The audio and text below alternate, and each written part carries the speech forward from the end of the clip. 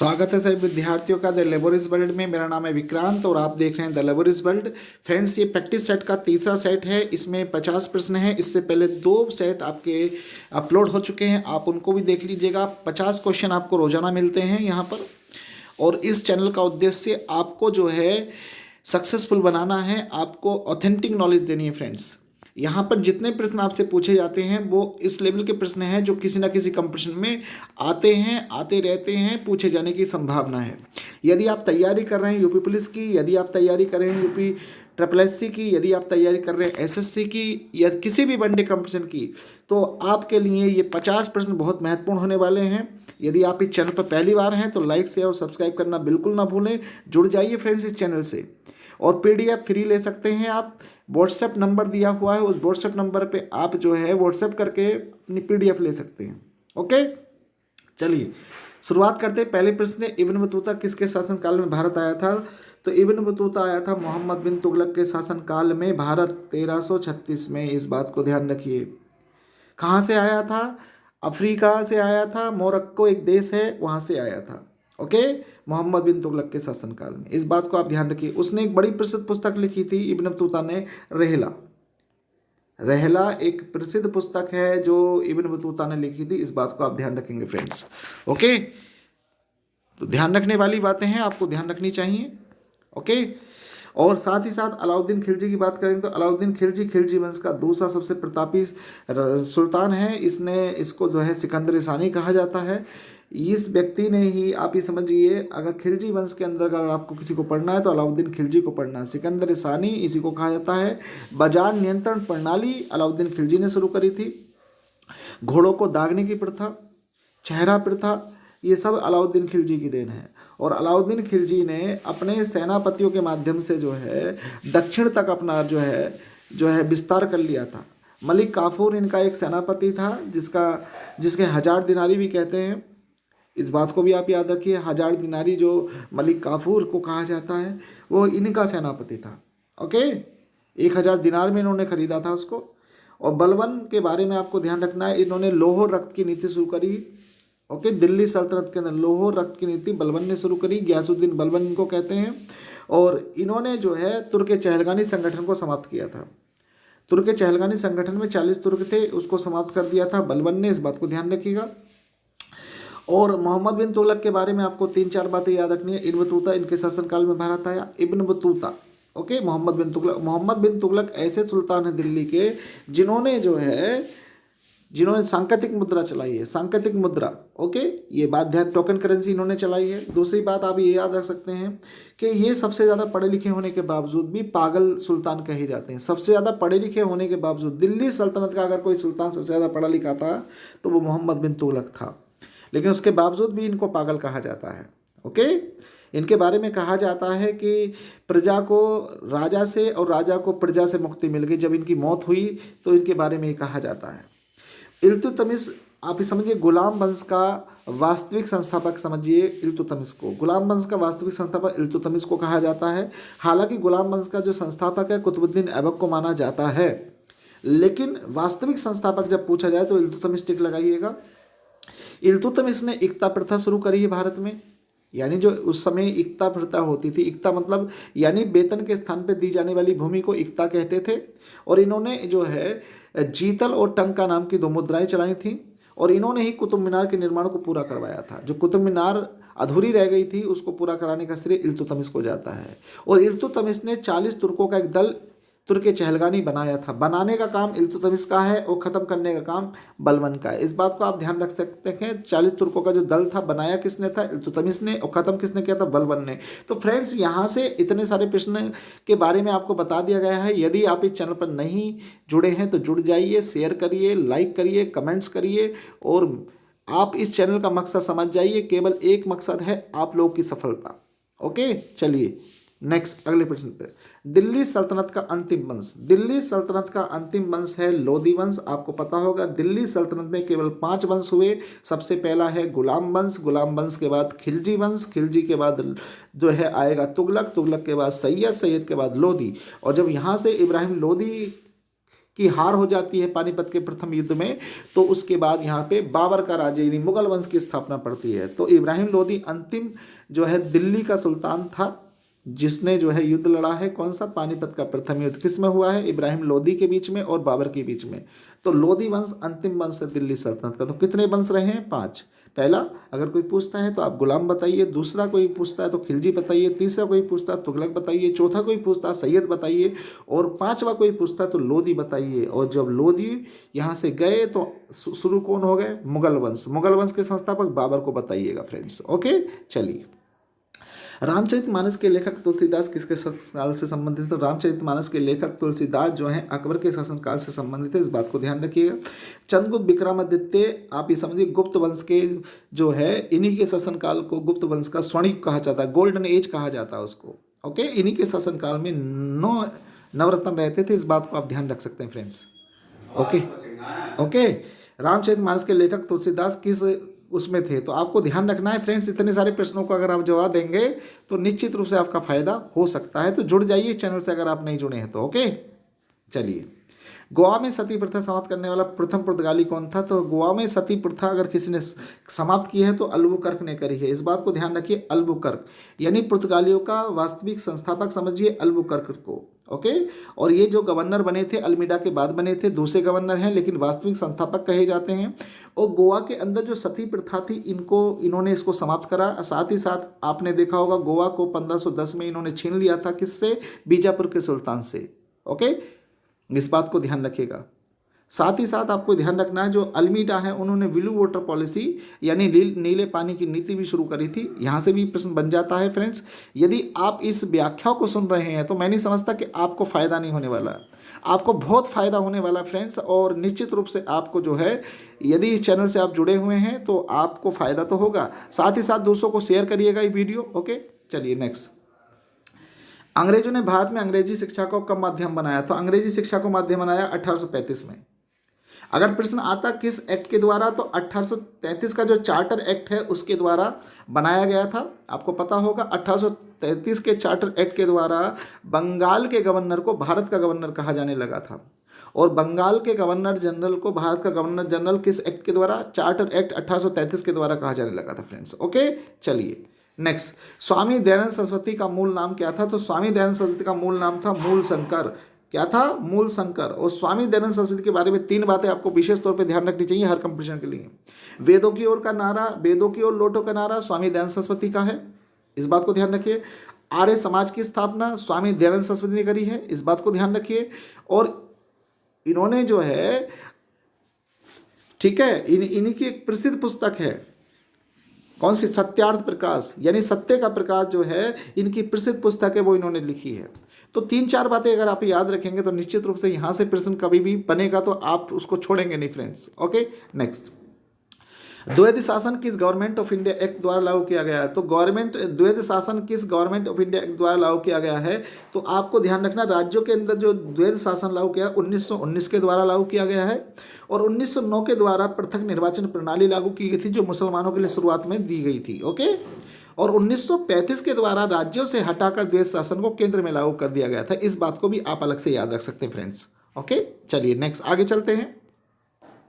नए भारत का पैगंबर किसे कहा जाता है? नए भारत का पैगंबर जो कहा जाता है स्वामी दयानंद सरस्वती को कहा जाता है फ्रेंड्स, स्वामी दयानंद सरस्वती को। और आधुनिक भारत का पिता जो कहा जाता है राजा राम मोहन राय को कहा जाता है। दोनों प्रश्नों में आंसर समझिए। नए भारत का पैगंबर तो स्वामी दयानंद सरस्वती को टिक लगाइएगा, और आधुनिक भारत का पिता तो राजा राम मोहन राय को टिक लगाइएगा। ओके, और आध्यात्मिक भारत का जो पिता कहा गया तो स्वामी विवेकानंद को टिक लगाइएगा फ्रेंड्स। ओके, तो यहाँ प्रश्नों में थोड़ा थोड़ा अंतर है, यही अंतर आपको दूसरों से अलग खड़ा कर देगा। यदि आप मेहनत कर रहे हैं तो निश्चित रूप से सफलता मिलेगी फ्रेंड्स। ओके, चलिए। महात्मा गांधी और अंबेडकर जी के बीच पूना पैक्ट, तो 1932 में पूना पैक्ट हुआ था महात्मा गांधी और अंबेडकर जी के बीच में, इस बात को ध्यान रखिएगा। नेक्स्ट अगले प्रश्न पे चलते हैं। वल्लभ भाई पटेल को सरदार की उपाधि गांधी जी ने दी है। महात्मा गांधी जी ने जो है वल्लभ भाई पटेल को सरदार की उपाधि दी थी, ये ध्यान रखिएगा। बारदौली आंदोलन के समय की बात है ये। पांडवों द्वारा गुरु दक्षिणा के रूप में द्रोणाचार्य को कौन सा शहर दे दिया गया था? तो इस बात को ध्यान रखिए, गुड़गांव लगाइएगा इसके टिक, जिसे हम गुरुग्राम कहते हैं, जो हरियाणा में पड़ता है इस समय। ओके, चलिए नेक्स्ट। भारतीय संविधान के किस भाग में नगर पालिकाओं का जिक्र है? फ्रेंड्स आपको पता होगा, नगर पालिकाओं की अगर बात करेंगे तो भाग 9 क लगाएंगे आंसर इसका, 9 क। और नगर पंचायतों की बात करेंगे यानी नगर पंचायत नगर निगम की बात करेंगे तो 9 क लगाइएगा, और ग्राम पंचायतों की बात करें तो 9 लगाइएगा। ग्राम पंचायतों का जिक्र 9 में है और नगर निगम नगर पंचायतों का 9 क में है। और भाग 8 में 8 राज्य केंद्र शासित प्रदेशों का वर्णन है। और भाग 15 में निर्वाचन का वर्णन है। निर्वाचन आयोग की अगर बात करेंगे तो हम आप जाएंगे भाग 15 में। ओके फ्रेंड्स, इतनी बातें अगर याद रखेंगे तो आपको, मैं नहीं समझता कि 50 प्रश्न नहीं बनेंगे 70 प्रश्न।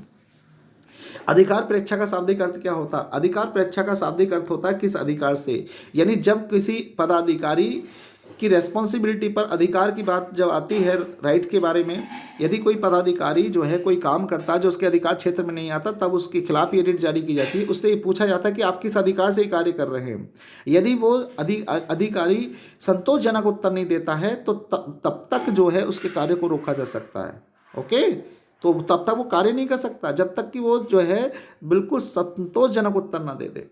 तो ये तब कहा जाता है जब कोई पदाधिकारी कोई ऐसा कार्य करता है जिसको करने का उसको अधिकार ही नहीं है, तब जो है क्यू वारंटो उसके खिलाफ लाया जाता है। 5 प्रकार की रिटें हैं, आपको पता होगा, जिसे सुप्रीम कोर्ट और हाई कोर्ट दोनों लागू कर सकते हैं। सुप्रीम कोर्ट अनुच्छेद 32 के तहत लागू करता है और जो हाई कोर्ट है 226 के तहत। इस बात को ध्यान रखिएगा। ओके, अगर मूल अधिकारों का हनन होता है तो आपको ध्यान रखना चाहिए अनुच्छेद 32 के तहत सुप्रीम कोर्ट, अनुच्छेद 226 के तहत हाई कोर्ट इनको लागू करवा सकता है। ओके, और मूल अधिकार का मतलब आप समझिए, जो मूल संविधान में थे, मूल संविधान का हिस्सा थे और प्रत्येक व्यक्ति को जन्म से प्राप्त है मूल अधिकार। ओके, चलिए नेक्स्ट। भारतीय संविधान में मौलिक अधिकार किस देश से लिए गए? मौलिक अधिकार का मतलब अमेरिका से लिए गए हैं, इस बात को ध्यान रखिए। मौलिक कर्तव्य का मतलब रूस से लिए गए हैं। और संशोधन की प्रक्रिया साउथ अफ्रीका ने दक्षिण अफ्रीका से ली गई है। संशोधन यानी अनुच्छेद 368 की अगर हम बात करेंगे तो अनुच्छेद 368 में क्या संशोधन? संशोधन कहाँ से? South Africa. साउथ अफ्रीका मतलब दक्षिण अफ्रीका। और ब्रिटेन से जो क्या लिया गया है? विधि का शासन। वैसे ब्रिटेन विधि का शासन यानी रूल ऑफ लॉ। ओके, एकल सिंगल सिटीजनशिप भी यहाँ से ली गई है। ओके, और जो मंत्री परिषद आपकी, ठीक है, काउंसिल ऑफ मिनिस्टर्स, वो भी आपकी यहाँ से ली गई है। संसदीय प्रणाली आपकी यहाँ से ली गई है ब्रिटेन से। तो इतनी बातें अगर आपको अलग अलग याद रखेंगे तो फ्रेंड्स यहाँ पर एक प्रश्न के अंदर 4-5 प्रश्न बताए जा रहे हैं आपको। तो अगर आप ऐसे चैनल से नहीं जुड़ेंगे तो किस चैनल से जुड़ेंगे फ्रेंड्स? तो आपको जुड़ना चाहिए और दूसरे लोगों को जोड़ना चाहिए इस चैनल से। ओके फ्रेंड्स, चलिए अगले प्रश्न पर चलते हैं। पॉकेट वीटो में भारत के राष्ट्रपति किसी विधेयक को अपने कितने समय के पास अपने पास रोक सकता है? यानी अगर राष्ट्रपति चाहे तो पॉकेट वीटो के तहत वो अनिश्चित काल तक किसी विधेयक को अपने पास रोक सकता है। और इतिहास में एकमात्र उदाहरण मिलता है ज्ञानी जेल सिंह। ज्ञानी जेल सिंह एकमात्र ऐसे उदाहरण हैं जिन्होंने पॉकेट वीटो का प्रयोग किया है। ओके, पॉकेट वीटो के तहत राष्ट्रपति किसी भी विधेयक को अपने पास अनिश्चित काल समय तक रख सकता है। ओके, चलिए नेक्स्ट प्रश्न पर चलते हैं फ्रेंड्स। बेउर राष्ट्रपति कौन है जिन्होंने राष्ट्रपति का चुनाव लड़ने के लिए अपने पद से त्यागपत्र दिया था? तो त्यागपत्र देने वाले जो हैं वो बीबी गिरी हैं, जिन्होंने राष्ट्रपति का चुनाव लड़ने के लिए उपराष्ट्रपति पद से इस्तीफा दे दिया था। इस बात को ध्यान रखिएगा फ्रेंड्स। चलिए नेक्स्ट प्रश्न पर चलते हैं। भारत का प्रधानमंत्री बनने के लिए अपेक्षित न्यूनतम आयु? भारत का प्रधानमंत्री अगर यदि बनना हो तो 25 वर्ष की आयु आपकी कम से कम होनी चाहिए। लोकसभा का सदस्य बनने के लिए 25 वर्ष की आयु, राज्यसभा का सदस्य बनने के लिए 30 वर्ष की आयु, राष्ट्रपति बनने के लिए, राज्यपाल बनने के लिए, ओके, राष्ट्रपति, राज्यपाल, उपराष्ट्रपति बनने के लिए 35 वर्ष की आयु कम से कम आपकी होनी चाहिए फ्रेंड्स। इस बात को ध्यान रखिएगा। और वोट देने की आयु वर्तमान में 18 वर्ष है, पहले ये होती थी 21 वर्ष। वोट देने की आयु 21 वर्ष होती थी पहले 1989 से पहले, लेकिन 61वें संविधान संशोधन के द्वारा वोट देने की आयु 21 वर्ष से घटाकर 18 वर्ष कर दिया गया। ये सन है 1989, 1989 में ऐसा हुआ था। ओके, और कौन सा संविधान संशोधन था? वो 61वां संविधान संशोधन। इस बात को भी आप ध्यान रख सकते हैं फ्रेंड्स। चलिए, अखिल भारतीय सेवाओं के सृजन के शक्ति किसे प्राप्त है? तो अखिल भारतीय सेवाओं की जो संसद की प्राप्त है, संसद के लोकसभा और राज्यसभा 2 सदन हैं। राष्ट्रपति, राज्यसभा, लोकसभा, इन तीनों को मिला के संसद का निर्माण होता है। तो राज्यसभा किसी ऑल इंडिया सर्विस को जो है बना सकती है, ठोके उसको सृजन कर सकती है। किसी भी ऑल इंडिया सर्विस का अगर सृजन करना है तो वो राज्यसभा करती है, और राज्यसभा संसद का अंग होता है। लोकसभा भी संसद का अंग है, इस बात को आप ध्यान रखिए। लोकसभा जो है अस्थायी सदन होता है, राज्यसभा स्थायी सदन होता है। लोकसभा को भंग किया जा सकता है, राज्यसभा भंग नहीं की जा सकती फ्रेंड्स। ओके, इस बात को ध्यान रखिएगा। तो लोकसभा अस्थायी सदन है, हाउस ऑफ द पीपल कहा जाता है, निम्न सदन कहा जाता है लोकसभा को। राज्यसभा को परमानेंट हाउस कहा जाता है, स्थायी सदन कहा जाता है, उच्च सदन कहा जाता है। ओके, इस बातों को अगर आप ध्यान रखेंगे फ्रेंड्स तो निश्चित रूप से यहाँ से प्रश्न बनेंगे। किसी भी कंपटीशन की तैयारी कर रहे हैं आप पुलिस की कर रहे हैं, आप एसआई की कर रहे हैं, आप यूपी ट्रिपल की कर रहे हैं, कहीं से भी प्रश्न देखिए, चीज़ें एक जैसी ही होती है, लेकिन हमारे दिमाग में ये रहता है पता नहीं चीज़ें बदल जाएंगी, कि नहीं बदलती फ्रेंड्स। लेकिन आपको अगर नॉलेज है तो उसका फ़ायदा आपको मिलेगा, आज नहीं तो कल मिलेगा, मिलना ज़रूर है एक दिन। तो जुड़े रहिए चैनल से और जोड़िए दूसरे लोगों को, शेयर कीजिए वीडियो को। भारत में सूचना का अधिकार किस यानी कब अधिनियमित किया गया? तो 15 जून 2005 को सूचना का अधिकार, राइट टू इन्फॉर्मेशन जो है अधिनियमित किया गया। इस बात को आप ध्यान रखिए फ्रेंड्स। नेक्स्ट प्रश्न पे, संघ लोक सेवा आयोग की मूल संस्था लोक सेवा आयोग यानी UPSC, union public service commission की स्थापना कब हुई है?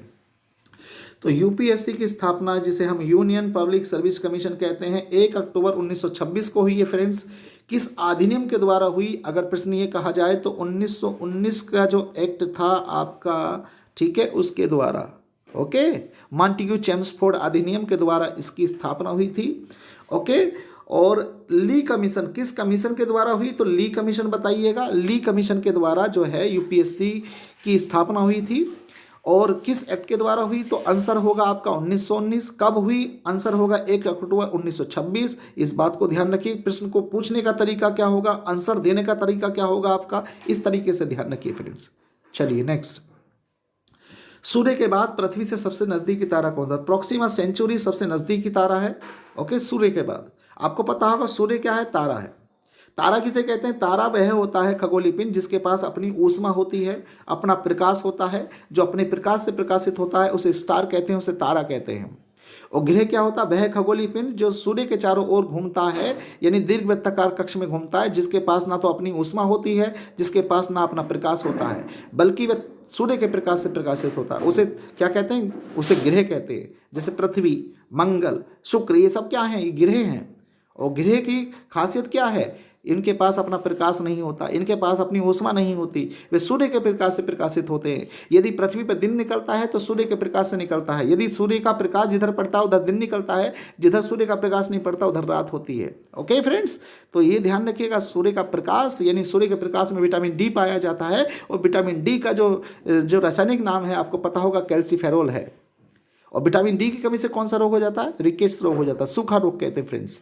तो इतनी बातें याद रखिए फ्रेंड्स। आपको जुड़ना चाहिए ऐसे चैनल से। ओके, लाइक करना चाहिए, शेयर करना चाहिए, कमेंट्स करना चाहिए। और यदि पीडीएफ चाहिए तो पीडीएफ फ्री मिलेगी फ्रेंड्स। मेरा उद्देश्य सिर्फ आप लोगों को जोड़ना है, पैसा कमाना नहीं है। आपको फ्री मिलेगा सब कुछ फिलहाल में। ओके, चलिए नेक्स्ट, सूर्य की बाहरी परत कहते हैं, जो सूर्य की एक्सटीरियर लेयर होती है उसे हम क्रीट कहते हैं, कोरोना कहते हैं फ्रेंड्स। ओके, ध्यान रखिएगा, बहुत बार पूछा जाता है। पृथ्वी के निकटतम कौन सा ग्रह है? तो पृथ्वी के सबसे निकटतम जो ग्रह है वो है शुक्र। और सूर्य के सबसे निकटतम ग्रह है बुध। सबसे बड़ा ग्रह है बृहस्पति। ओके, और मंगल ग्रह के 2 ग्रह फोबोस और डीमोस। और मंगल ग्रह पर निक्स ओलंपिया पर्वत है जो माउंट एवरेस्ट से लगभग 3 गुना बड़ा है। माउंट एवरेस्ट जो दुनिया का सबसे बड़ा पर्वत है, आप ये समझिए, तो उससे भी 3 गुना बड़ा पर्वत है जो मंगल ग्रह पर है। ओके, कौन से ग्रह पर है? मंगल ग्रह पर। ओके, ध्यान रखिएगा। प्रश्न आता है, लाल ग्रह किसे कहते हैं? तो किस ग्रह को लाल कहते हैं? तो लाल ग्रह मंगल को कहते हैं। आयरन ऑक्साइड के कारण वहाँ की जो पृथ्वी है का रंग है वो लाल है, तो मंगल ग्रह को लाल ग्रह भी कहा जाता है। ध्यान रखिए। पृथ्वी की जुड़वा बहन शुक्र को कहा जाता है। सांझ का तारा, भोर का तारा, इसी को कहा जाता है। ओके, सबसे गर्म ग्रह भी शुक्र को कहा जाता है। इतनी बातें याद रखेंगे फ्रेंड्स तो मैं नहीं समझता कि आप किसी प्रश्न का जवाब ना दे पाएं। ओके, नेक्स्ट, किस दिन पृथ्वी सूर्य के सबसे निकट होती है? तो पृथ्वी और सूर्य की दूरी सबसे कम होती है 3 जनवरी को। कब होती है? 3 जनवरी को। जब सूर्य और पृथ्वी की दूरी बहुत कम होती है वो घटना होती है 3 जनवरी को, जिसे हम उपसौर कहते हैं।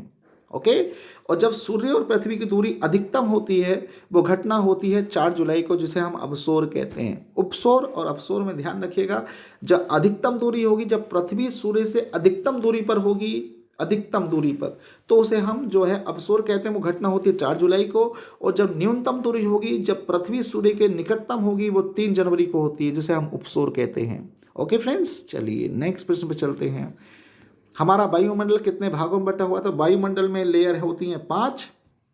सबसे पहली लेयर का नाम है झोप मंडल। ओके, सबसे निचली लेयर झोप मंडल है, सबसे ऊपरी जो लेयर है बरियम मंडल है। इस बात को आप ध्यान रखिए। चलिए, मार्बल किसका कायांतित रूप है? मार्बल, वो मार्बल जो आप अपने घरों में लगाते हैं, वो किसका रूप है कायांतित? बताइए। चूना पत्थर का। ओके, चूना पत्थर का ये कायांतित रूप है। इस बात को ध्यान रखिए। किस क्षेत्र में अधिकांश मौसम संबंधी घटनाएं होती हैं? तो मौसम संबंधी जो घटनाएं होती हैं वो झोप मंडल में होती हैं। इस बात को ध्यान रखिए फ्रेंड्स। बहुत बार ये प्रश्न पूछा जाता है। मौसम संबंधी घटनाएं, बादलों का गरजना, बरसना, ये सब झोप मंडल में होता है। और समताप मंडल वह मंडल है जिसमें ओजोन परत भी पाई जाती है, जिसमें हवाई जहाज, वायुयानों के लिए सुरक्षित स्थान है समताप मंडल। क्योंकि इस मंडल का जो ताप है वो हमेशा एक जैसा रहता है, इसलिए इसको समताप मंडल भी कहते हैं। Okay, stratosphere. पृथ्वी पर दिन और रात की अवधि कहाँ लगभग एक समान होती है? तो ध्रुवों पर एक समान होती है। 6 माह का दिन और 6 माह की रातें। ओके, ध्रुवों पर ऐसा होता है, 6 माह का दिन और 6 माह की रातें होती हैं फ्रेंड्स। इस बात को ध्यान रखिएगा। आइसोबार रेखाएं किन स्थानों को आपस में जोड़ती हैं? तो बराबर दाब वाले स्थानों को आपस में जोड़ती हैं। इस बात को ध्यान रखिएगा। नेक्स्ट, डोलड्रम भूमध्य रेखा पर पाए जाते हैं, निकट स्थित होते हैं। इस बात को ध्यान रखिएगा। चलिए नेक्स्ट प्रश्न पर चलते हैं। दूध का कुछ देर खुले में रखे जाने पर उसका स्वाद खट्टा हो जाता है, लैक्टिक अम्ल के कारण। लैक्टिक अम्ल के कारण जो है दूध खराब हो जाता है। ओके, खट्टा हो जाता है। और एक चीज़ और बता दें, दूध की शुद्धता लैक्टोमीटर से मापते हैं। और दूध में जो दूध का जो सफ़ेद रंग है वो कैसीन एक प्रोटीन होता है, उसके कारण जो है इसका रंग सफ़ेद यानी धवल रंग का हो जाता है। कई बार ये प्रश्न पूछा गया है कि दूध का जो सफ़ेद रंग है वो किस कारण से है, तो आपको कैसीन के कारण बताना है। दूध की शुद्धता की बात कही तो लैक्टोमीटर बताइएगा। और दूध खराब होता है तो लैक्टिक अम्ल के कारण। और मैं एक चीज़ बता दूँ फ्रेंड्स, यहाँ पर यदि मनुष्य के शरीर में लैक्टिक एसिड जमा हो जाता है, उसकी मात्रा अधिक हो जाती है, तो मनुष्य को थकान होने लगती है, थका थका महसूस करने लगता है, टायर्डनेस। ओके फ्रेंड्स, चलिए, किसको कोशिका का पावर प्लांट कहा जाता है? तो माइटोकाइंड्रिया को कहा जाता है। आंसर होगा आपका बी सही। नेक्स्ट प्रश्न पे चलेंगे। गाजर का रंग किस कारण, किसकी मौजूदगी के कारण ऐसा होता है? तो क्रेटिन के कारण जो है गाजर का रंग जो है ऐसा होता है। और गाजर में पाया जाता है विटामिन ए, भरपूर मात्रा में विटामिन ए पाया जाता है। और विटामिन ए की कमी से होता है रतौंधी। इस बात को ध्यान रखिए। विटामिन ए का वैज्ञानिक नाम यानी रासायनिक नाम जो है वो रेटिनॉल है फ्रेंड्स। ओके, चलिए नेक्स्ट। ऑलिव रिडले क्या है? एक प्रसिद्ध जाति है किसकी? कछुए की। कछुए की एक प्रसिद्ध जाति है olive Ridley. Okay, next. One अनुसंधान संस्थान जो है देहरादून में है, उत्तराखंड के देहरादून में वन अनुसंधान संस्थान है फ्रेंड्स। किसे चिपको आंदोलन का नेता कहा जाता है? सुंदरलाल बहुगुणा को चिपको आंदोलन का नेता कहा जाता है। ये बात आप ध्यान रखिए। चिपको आंदोलन जो है उत्तराखंड में शुरू हुआ था, इस बात को ध्यान रखिए। क्योंकि वहाँ पर जब पेड़ काटे जाए तो वहाँ की महिलाएं जो है पेड़ों से चिपक गई थी, इस कारण इस आंदोलन को चिपको आंदोलन कहा जाने लगा। चलिए, वर्ल्ड वाइल्ड लाइफ का प्रतीक जानवर कौन सा? जो एनिमल सिंबल है वहाँ का वो क्या है? जॉइंट पांडा है। इस बात को ध्यान रखिएगा, बहुत बार ये प्रश्न पूछा जाता है। नेक्स्ट, विश्व वन्य जीव दिवस कब मनाया? विश्व वन्य जीव मनाया जाता है 3 मार्च को। ओके, 5 जून को विश्व पर्यावरण दिवस मनाया जाता है, 21 जून को अंतर्राष्ट्रीय योग दिवस मनाया जाता है, और 27 मार्च को मनाया जाता है आपका विश्व रंगमंच दिवस। ओके, इस तरह से अगर आप ध्यान रखेंगे तो निश्चित रूप से आपका बहुत फायदा होने वाला फ्रेंड्स। सलीम अली राष्ट्रीय उद्यान किस राज्य में स्थित है? तो सलीम अली राष्ट्रीय उद्यान जो है जम्मू कश्मीर में स्थित है फ्रेंड्स। ओके, चलिए नेक्स्ट प्रश्न पे चलते हैं। भारतवर्ष का प्रथम राष्ट्रीय उद्यान, भारतवर्ष का पहला राष्ट्रीय उद्यान है जिम कॉर्बेट राष्ट्रीय उद्यान, जिसे हेली राष्ट्रीय उद्यान के नाम से जाना जाता था। वर्तमान में उत्तराखंड में है फ्रेंड्स, इस बात को ध्यान रखेंगे आप। भारत का सुनामी चेतावनी केंद्र है हैदराबाद में। जो भारत का सुनामी जो केंद्र है वो आपका जो है हैदराबाद में। और सुनामी जो है एक जापानी शब्द है फ्रेंड्स। क्या है? जापानी शब्द है। कभी कभी ये प्रश्न पूछ लिया जाता है कि सुनामी किस भाषा का शब्द है, तो जापानी शब्द है। इस बात को ध्यान रखिए। कौन सा? जापानी, जापानी शब्द है। ओके, इस बात को आप ध्यान रखेंगे फ्रेंड्स। ओके, तो जो सुनामी है वो जापानी शब्द है, इस बात को ध्यान रखिए। और सुनामी को अगर लिखना हो आपको अंग्रेजी में तो आपको ध्यान रखना है, ऐसे लिखना है। ओके, टी पहले बनाना है, SUNAMI, सुनामी। ओके फ्रेंड्स, तो TSUNAMI सुनामी ऐसे लिखा जाता है, ये ध्यान रखिएगा फ्रेंड्स। चलिए, उत्तर प्रदेश के किस शहर में भारतीय गन्ना अनुसंधान है? तो भारतीय गन्ना अनुसंधान लखनऊ में है, इस बात को ध्यान रखिएगा, लखनऊ में गन्ना अनुसंधान है। भारत के किस राज्य में सबरीमाला है? तो केरल में है भाई, इस बात को ध्यान रखिए। नेक्स्ट, जंगल महल कहा जाने वाला क्षेत्र किस राज्य में है? जो जंगल महल कहा जाने वाला क्षेत्र है वो बंगाल में है, इस बात को ध्यान रखिएगा। नेक्स्ट, उत्तर प्रदेश में बड़ा इमामबाड़ा कहाँ स्थित है? तो उत्तर प्रदेश में बड़ा इमामबाड़ा लखनऊ में है, और इमामबाड़ा जो शब्द है वो सिया संप्रदाय से संबंधित है। इस्लाम के अंदर दो संप्रदाय हैं, सिया और सुन्नी, तो इमामबाड़ा जो शब्द है वो सिया संप्रदाय का होता है। ओके, चलिए ध्यान रखिएगा। उत्तर प्रदेश में मंडल और जनपदों की संख्या आपको पता होगा फ्रेंड्स, 18 मंडल हैं, 75 जिले हैं उत्तर प्रदेश के अंदर। ओके, और उत्तर प्रदेश का पुराना नाम संयुक्त प्रांत था, ये ध्यान रखिएगा, कई बार प्रश्न पूछा जाता है। उत्तर प्रदेश में वन निगम की स्थापना 25 नवंबर 1974 को हुई थी, इस बात को आप ध्यान रखिए, बहुत इंपॉर्टेंट प्रश्न है। उत्तर प्रदेश के किस शहर में हरिदास जयंती मनाई जाती है? तो वृंदावन में हर वर्ष जो है हरिदास जयंती मनाई जाती है, और स्वामी हरिदास रामतनु पांडे यानी तानसेन के गुरु जी का नाम है। तानसेन, वो तानसेन जो अकबर के शासनकाल में जो है एक संगीतकार थे, उनके गुरु जी का नाम है स्वामी हरिदास। ओके, इस बात को ध्यान रखिए फ्रेंड्स। उत्तर प्रदेश में दिया सलाई उद्योग का प्रमुख केंद्र, तो दिया सलाई उद्योग का प्रमुख केंद्र है यानी माचिस का प्रमुख केंद्र है बरेली, और बरेली में सुरमा भी पाया, यानी सुरमे के लिए काफ़ी फेमस है बरेली। आपने बहुत बार ये फिल्म गाना सुनोगा, ठीक है, सुरमा बरेली वाला आँखियों में ऐसा डाला, तो बरेली का नाम इसलिए भी फेमस है। सहारनपुर कागज़ के लिए फेमस है, मुरादाबाद आपकी पीतल नगरी यानी ब्रास के लिए जानी जाती है। तो ये बातें भी फ्रेंड्स ध्यान रखेंगे आप। उत्तर प्रदेश के किस शहर में कुंभ का मेला आयोजित होता है? तो उत्तर प्रदेश के शहर प्रयागराज में कुंभ का मेला होता है आयोजित, इस बात को ध्यान रखिएगा। और ये 4 जगह लगता है पूरे भारत के अंदर। ओके, तो उत्तर प्रदेश में तो प्रयागराज हो गया, उत्तराखंड में आपका हरिद्वार हो गया, इस बात को ध्यान रखिएगा, और मध्य प्रदेश में जो है आपका उज्जैन हो गया, और जो है महाराष्ट्र में आपका जो है नासिक हो गया फ्रेंड्स। तो 4 जगह कुंभ का मेला आयोजित किया जाता है। कुंभ का मेला लगता है 12 साल में। ओके, और अर्ध कुंभी लगती है बेटा 6 साल में। यदि आप इस चैनल पर पहली बार हैं, लाइक शेयर करिए, कमेंट्स करिए, ज़्यादा से ज़्यादा जुड़िए चैनल से friends. Thank you for watching, अगले वीडियो में मिलूंगा। जय हिंद।